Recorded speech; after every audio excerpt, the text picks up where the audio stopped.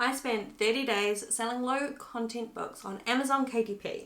And here is how it went. Hi, I'm Natasha, and here at Online with Tash, we're all about making a passive income online through print on demand and digital products. If that's something you're interested in, please consider subscribing. So just a little disclaimer, as I had earlier on in this year listed a couple of books on Amazon KDP, so I was familiar with the process. I hadn't made any sales, so other than knowing how to do it, I was coming from a place of a beginner. And I'm going to be honest, there are a lot of videos out there telling you these amazing success stories about how easy it is and how they make thousands of dollars on it.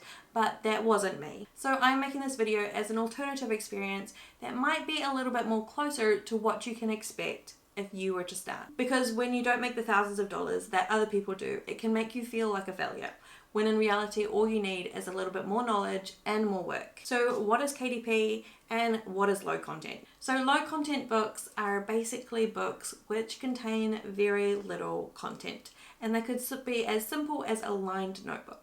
So if you don't already know what KDP is, it is basically print-on-demand books that are sold on Amazon. You design the book cover and the book interior, you list it on kdp.amazon.com, then it goes through a review process just to make sure it meets the KDP guidelines, and then when it is approved by Amazon, they will sell it on their website. Then when someone buys the book, Amazon will then print it and send it out to the customer. Amazon then takes their commission and the cost of printing the book, and whatever is left over from the sale price is your profit. Now this is really exciting because Amazon is a huge company with a huge customer base, and the potential for profits is massive. Plus it is free to join Amazon KDP and list your books, and you don't need any special software to get started. You could use Word, PowerPoint, Photoshop, any software that can create a PDF can create a book. Or if you don't really want to design anything but still want to give it a go, you can buy pre-made book interiors from places like Etsy, BookBolt,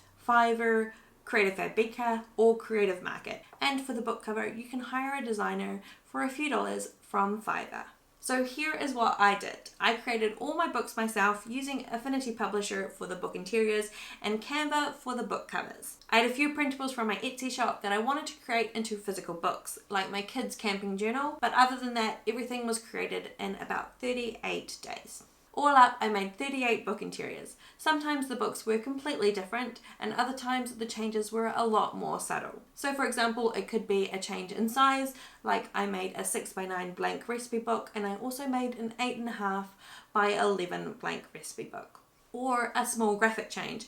I made line notebooks with a bleed, which just means that it prints all the way to the edge of the page without that bleed, which means that it has the white space around the edges of the pages. I also made notebooks with butterflies, flowers, cats, leaves, and coffee in the corner. Other books I created include a US National Park bucket list journal, a daily planner, an Australian camper planner, kids reading log, kids gratitude journal, an adults gratitude journal, dream journals, hiking logbook, campground logbook, a dot grid journal, a kids YouTube planner, bucket list journal, a goal planner, a pencil and paper game book, a kids camping journal, and a list book. I had also created 273 new book covers, which meant that in my 38 days I had listed 273 new books because some of the book interiors were used multiple times. So that meant on average I created 7 books out of 1 book interior. Creating the book covers was definitely a difficult area for me, but Canva really helped with access to all those graphics and the fonts, and I think at least that some of the covers turned out pretty good, but some of them weren't the best, and maybe I should take them down.